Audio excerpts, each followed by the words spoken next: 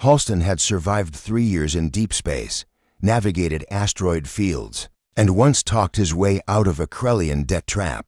But nothing, absolutely nothing, had prepared him for the moment Charlize stormed into his cargo bay, with a holographic document glowing between her fingers. "You're my husband now," she declared, her violet eyes blazing with an intensity that made the ship's ambient lighting seem dull. Halston laughed. It was the kind of nervous, disbelieving laugh that erupted when the universe threw something so absurd at you that your brain simply refused to process it. "I'm your what?" Charlize didn't smile. She didn't blink. She simply thrust the hologram toward him, and the galactic standard text shimmered in the air between them. Official seals from the Consortium Council rotating slowly at the bottom.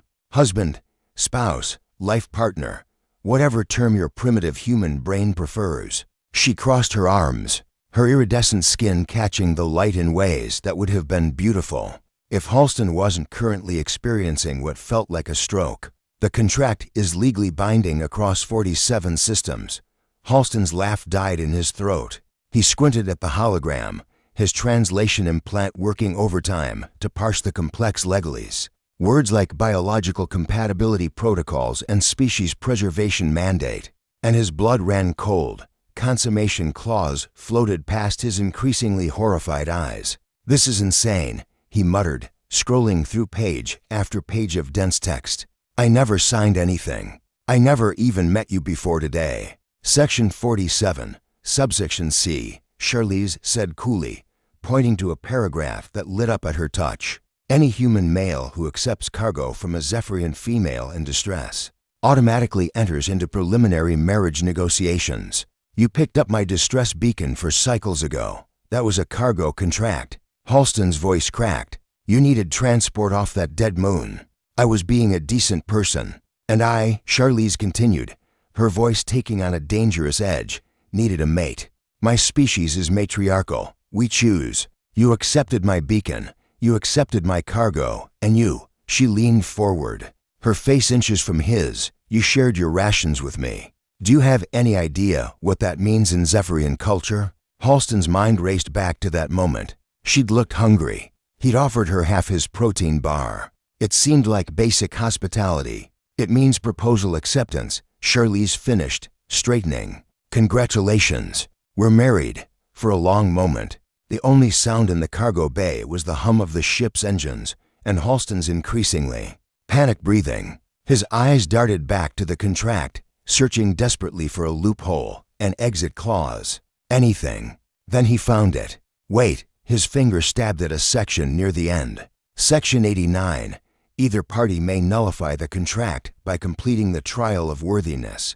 What's that? Something flickered across Charlize's face. Respect, maybe, or possibly concern.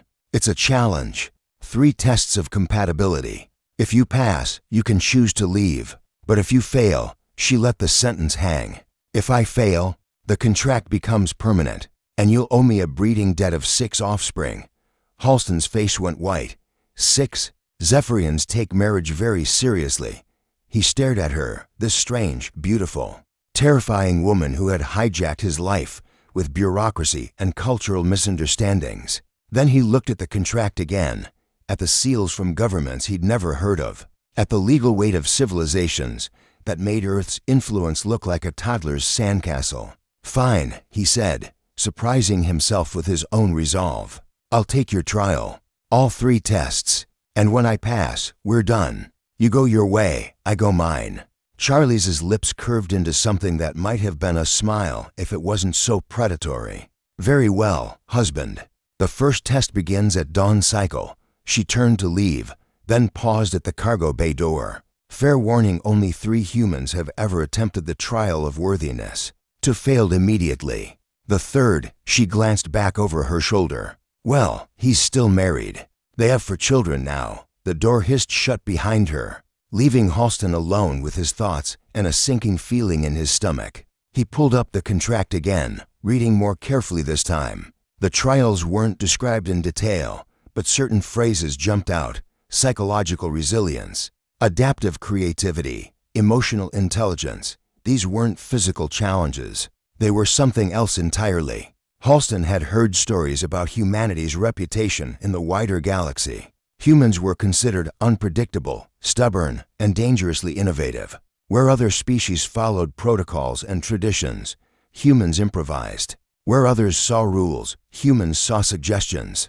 Maybe that's exactly what he needed. Over the next several hours, Halston did what humans did best. He researched, he planned, and he prepared to cheat the system in the most technically legal way possible. When Dawn's cycle arrived and Charlize returned to the cargo bay, she found Halston waiting, a strange smile on his face. "Ready for your first test?" she asked. "Ready," he confirmed. "But first, I have a question about the contract." Charlize's eyes narrowed. "What question?" Section 12 states that all trials must be conducted in good faith, with mutual respect between partners. That's the exact wording, right? Yes, so if we're supposed to be partners, even temporarily, shouldn't we at least get to know each other first? Doesn't rushing into tests without understanding each other violate the good faith clause? Charlize opened her mouth, then closed it. Her violet eyes scanned his face, searching for deception and finding only earnest curiosity. That's, she paused, actually a valid interpretation. Halston's smile widened. "So how about we start over? Hi, I'm Halston. I'm a cargo runner from Earth. I hate bureaucracy, and apparently I'm married to you. Tell me about yourself." For the first time since she'd boarded his ship, Charlize laughed, a genuine, surprised sound that seemed to catch her off guard as much as it did him. "You really are unpredictable," she said, settling onto a cargo crate. "Fine, we'll talk first. But don't think you can charm your way out of the trials, human. Wouldn't dream of it." Halston lied, pulling up a second crate and sitting across from her. Maybe, just maybe, humanity's greatest strength would save him yet.